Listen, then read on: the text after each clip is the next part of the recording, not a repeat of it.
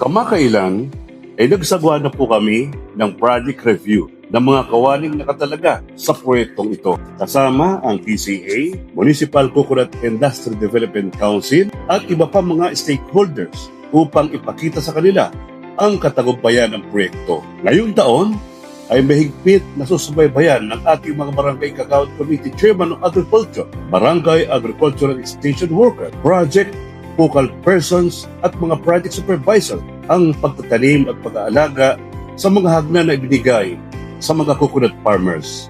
Muli po akong makikipag-ugnayan sa PCA upang matulungan tayo na mabigyan ng mga pataba at iba pang mga inputs. Sana ay hindi tayo dalawin ng mga bagyo sa susunod na mga taon upang patuloy na lumaki at pamunga ang mga niyog na ating itinanim.